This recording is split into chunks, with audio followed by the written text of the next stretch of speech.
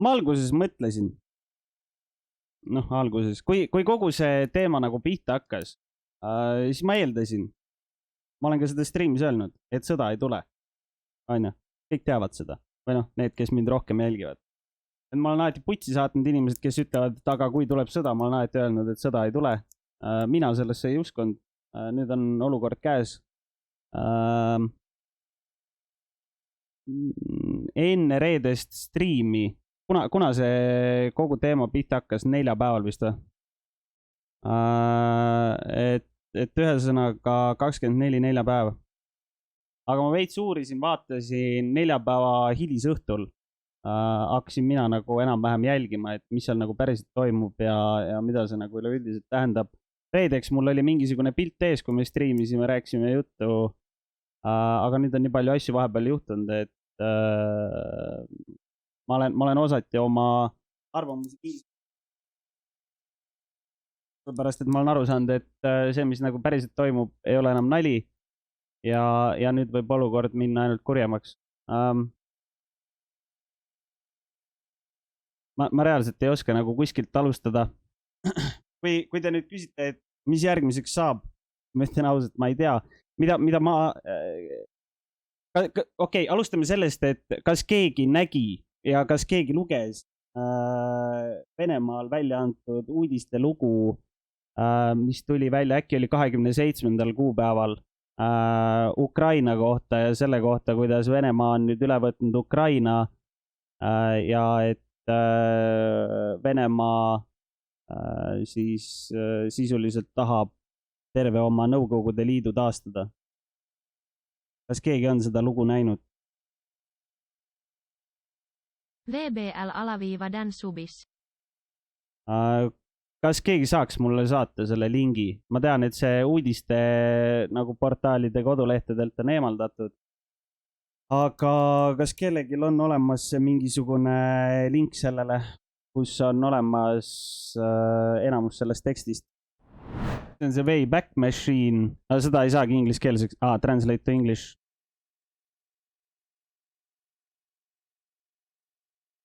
Sisuliselt siin on terve see kuradi artikkel, mis väljastati Venemaal seoses siis sellega, et Putin tahab siis kõik vanad Nõukogude Liidu riigid liita üheks Venemaaks tagasi. On sisuliselt kokkuvõte ja see kõik hakkab siis, hakkas 2008 aastat siis Georgiaga, siis Valgevenega ja nüüd Ukrainaga.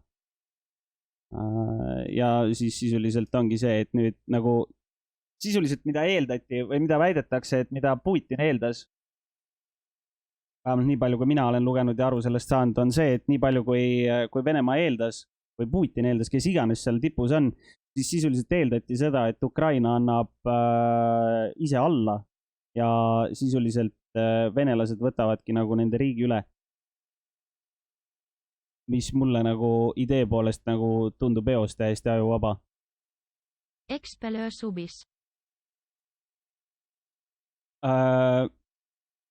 Miks Putin seda eeldas, on suhteliselt lihtne. Kes teab Putinit, see teab, aga kes on uurinud või vaatab internetis ringi ja nii edasi, siis sisuliselt sama asi toimus Georgias 2008 ja see toimus 2014 seal kuradi Krimmis. Ja enne seda tegelikult Putin oli ju mingisugune, ta oli seal kuskil KGB-s, aga peale seda KGB teemat ta tegeles kuskil Aafrikas, tegeles ka mingisuguste riikide mingi denatsifikatseerimisega seal kuskil mustade meeste maadel. Ja sellest on olemas ka mingid pildid ja reaalsed faktid kuskil internetis.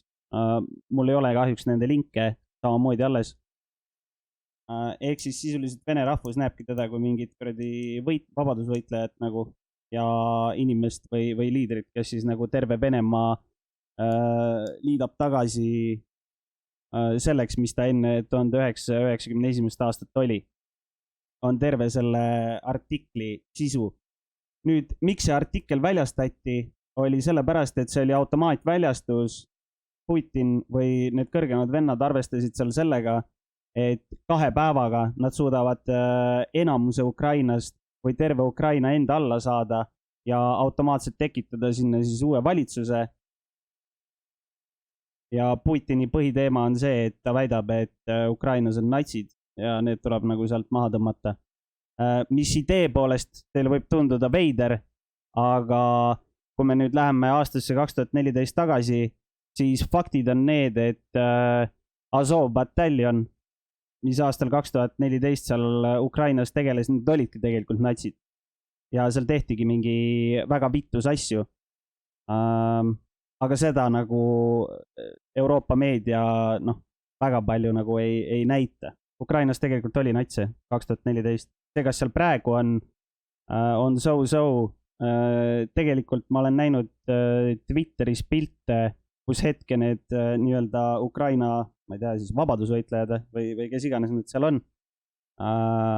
Seal on inimesi, kes kannavad musta päikse embleeme, kes teab, mis asi on musta päikse embleem, siis see on natsi embleem. Ühesõnaga, nüüd te teate seda tagamaad. Kes ei viitsi mingi uudiseid ise lugeda, siis nagu nüüd te enam-vähem teate seda tagamaad, et miks Venemaa läks ja miks see hetkel ei ole nagu sisuliselt läinud nii kaugele, kui nad arvasid. Et seal on neid inimesi, aga see ei tähenda seda, et Ukraina oleks natsid, see ei ole see, mida ma ütlen. Lihtsalt Vene propaganda kasutab seda nagu ettekäändena. Et neil on õigus seal seda erioperatsiooni läbi viia, nagu venkud ise ütlevad. Tulles nüüd selle juurde, mis siit te loete, siis see tähendab seda, see tähendab otseselt seda, et Eestis tuleb varsti sõda ja ma isegi ei aja sitta. Nagu, ma ütlen ausalt, Eestis tuleb varsti sõda. Kui nüüd Ukraina võetakse ära, siis Eestis tuleb sõda. Ja nüüd on kindlasti meil chatis inimesed, kes ütlevad, et meil on NATO ja NATO aitab meid. Siis piisab puhtalt sellest, et ma tõmban Word Mapi teile ette. Kostripoiss subis. Lihtne maailmakaart ja vaadake, kus kohas on Eesti, Läti, Leedu, Valgevene ja Ukraina.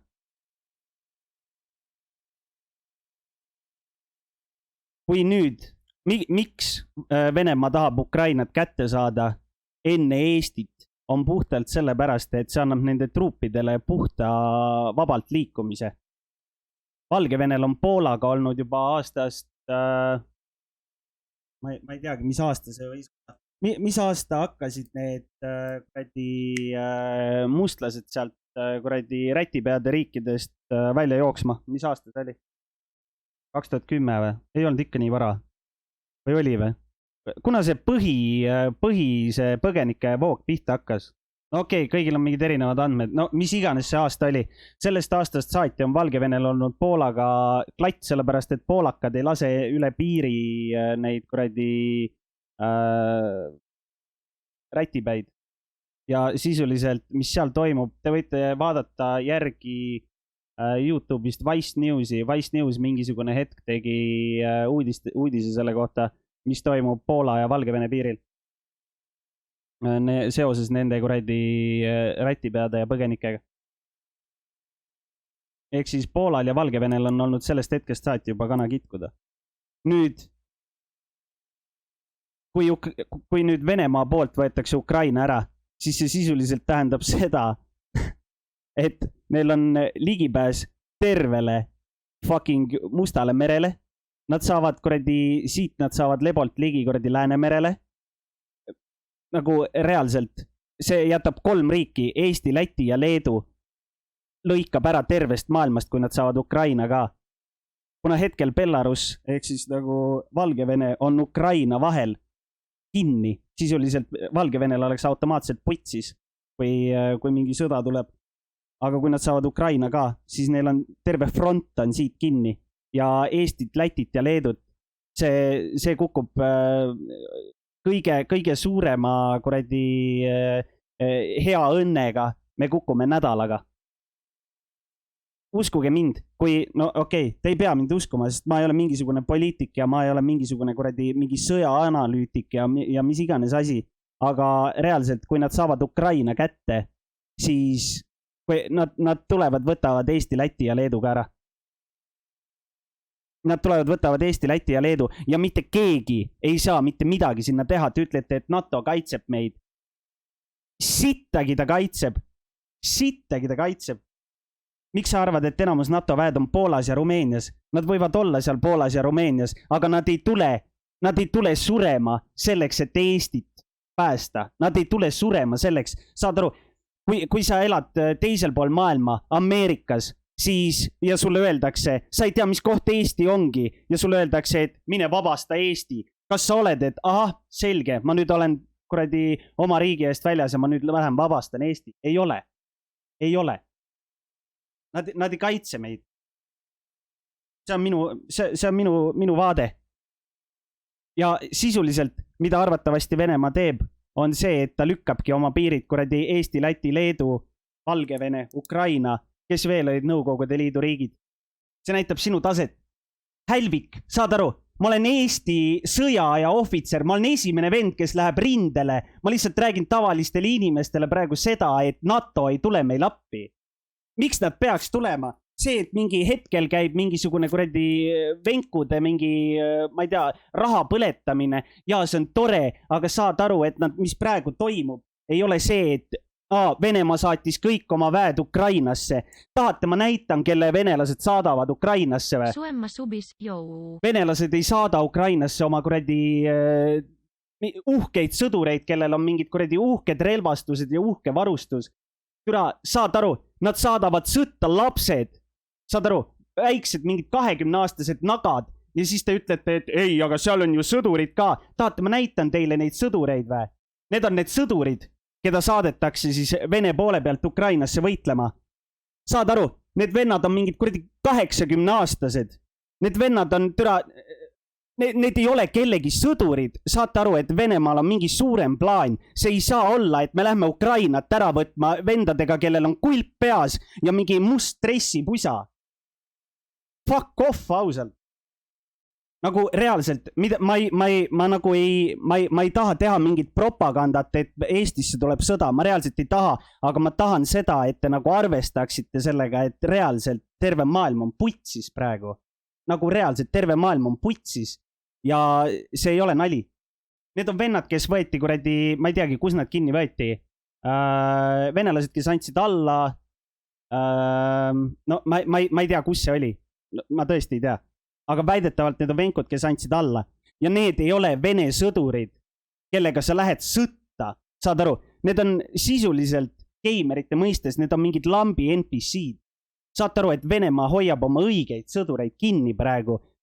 Räägitakse kuskil välismeedias, et Venemaa kasutab praegu oma sõjalisest jõust mingit 10 või 20%. Ma ei usu seda. Ma arvan, et venelased kasutavad äkki 5%. Ja see, et me näeme, et Ukraina saab nii hästi hakkama, see on täiega tore ja ma elan räigelt Ukrainale kaasa, aga midagi on siin putsis ja midagi on väga valesti. Midagi on väga valesti. NATO-l on küberkaitsekeskus Eestis, jaa, okei. Aga saad aru, et 24. kuupäeval venkud lasid esimestena õhku kõik lennujaamad ja sõjalised üksused, jaa, okei, mitte kõik, aga suures osas. Palju Eestis on sõjalisi üksusi, lihtsalt mõelge muga kaasa. Ma ei taha seda, et ütlete, et ma ei tea mida, et ma ei tea, et ma mingi, ma ei tea, teen Vene propagandat või mida iganes arvad. Ma ei tee seda, aga ma lihtsalt tahan, et mõtleks muga kaasa, et asi on nagu väga tõsine. Palju Eestis on sõjalisi nagu üksuseid ja kohti sisuliselt, mis on Tallinna lennujaam, mis idee poolest ei ole otseselt sõjaline üksus, aga kuna sealt hakkaks käima mingi põhiline, mingi kuradi lennu mingisugune teema või tee, kus tuleks siis nii-öelda mingi abivägesid ja kõike muud, see lastakse esimesena pilbasteks. Sama juhtub Tapaga, sest Tapal on ka vana lennuväli, ehk siis seal on sisuliselt 2 punkti, mis kohe lendab.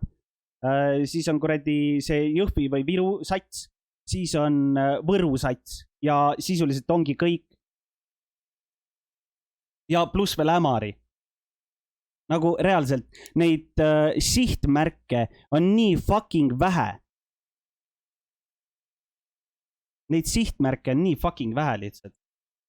Ja see nagu reaalselt, kui ma enne mõtlesin, et ukrainlased pange marud alt, siis mida kaugemale see asi praegu läheb, seda rohkem mul on tunne, et midagi väga suurt hakkab kohe juhtuma. Ja Tartu läheb samamoodi. Kindlasti on Narva elektrijaam ka. 6 € ja 66 sentiä Narva elektrijaam. Ma kujutan ette, et see on esimene asi, mis nad ära tõmbavad. Läheme Ukrainasse appi või? Ei, me ei saa Ukrainasse appi minna. Isegi kui meil on siin mingisuguseid neid, isegi kui meil on siin mingisuguseid inimesi kuskil sõjaväes või kuskil, kes oleksid nõus appi minema, siis saate aru, et kui sinna minnakse appi, siis on nagu automaatselt putsis. Nagu kõige parem asi, mis hetkel saab juhtuda, vähemalt mina, ja mina olen täielik võhik, mida mina näen või arvan, kõige parem asi, mis saab juhtuda, on see, et NATO lükkab lihtsalt sõjavarustust Ukrainale jõhkralt ette, nagu jõhkralt. Kõike, mida vähegi saab, lihtsalt andke. Ja juhul, kui Ukraina saab hakkama, on hästi. Ja kui Ukraina ei saa hakkama, on putsis. Sisuliselt ma arvan, et venelased praegu õpivad Ukraina pealt seda, kuidas võtta ära Balti riike. Saad aru, sa ei lähe niisama kallale teisele riigile ilma, et sul oleks vaateid ka kusagile mujale, eriti veel väites, et sa tahad tervet Nõukogude Liitu kokku tõmmata. Tuumakate juurde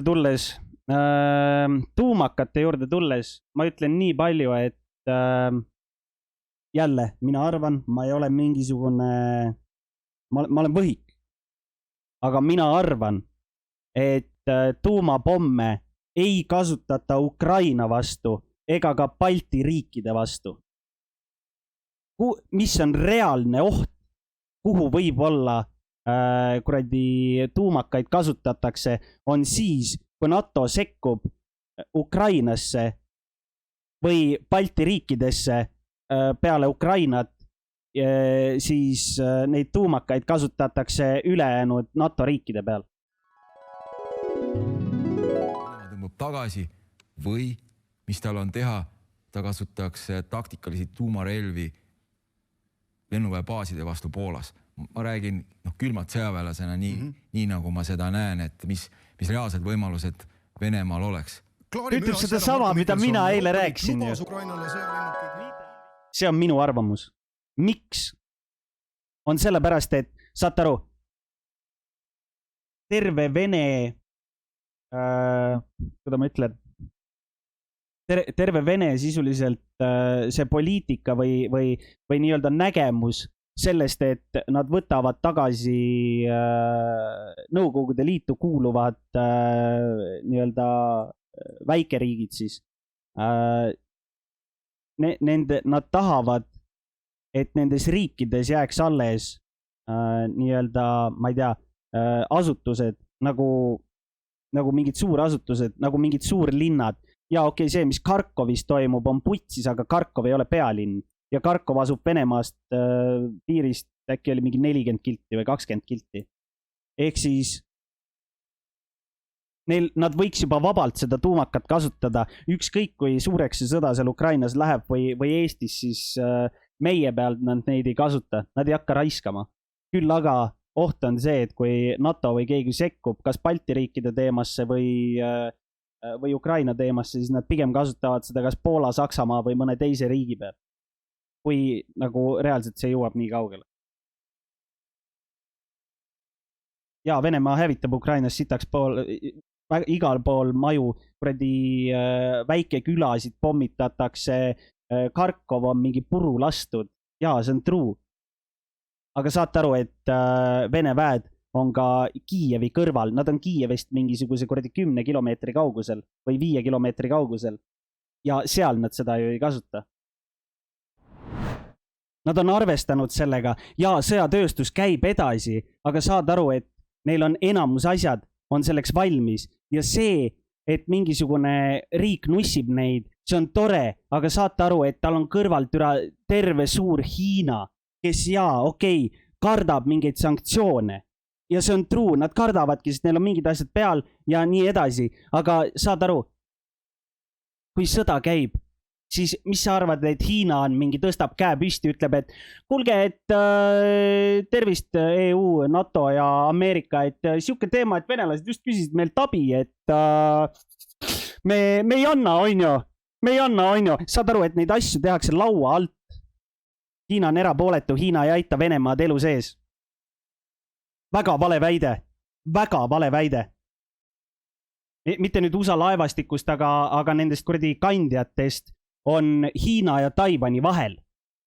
Miks nad seal on? Nad ongi seal sellepärast, et deeskaleerida Hiinat. Saate aru? Nagu sisuliselt, ma nüüd ei tea, kas see vastab tõele. Internet on putsis koht ja ma ise olen lihtsalt täiesti ära kassinud selles suhtes, et ma olen nii palju seda sitta lugenud, et ma olen nagu mingi täisiment svamm ja ma ei tea, mida uskuda ja mida mitte uskuda, aga ma olen fucking parakates üleüldiselt. Ma olen fucking parakates. See tundub naljakas, et mingi Eestis ei tule kunagi sõda, aga reaalselt ma kardan. Ma reaalselt kardan. Sest ma ei kujuta ette ka, mida vittu me teeme nagu. Jaa, ma lähen sõtta, ma pean minema, ma olen sõjaaja ohvitser, aga ma päriselt ka kardan nagu. Mida vittu saab? Ja see propaganda ja meedia ja kõik see on nii putsis, et ma ei tea, keda või mida uskuda, mis toimub, ma ei tea.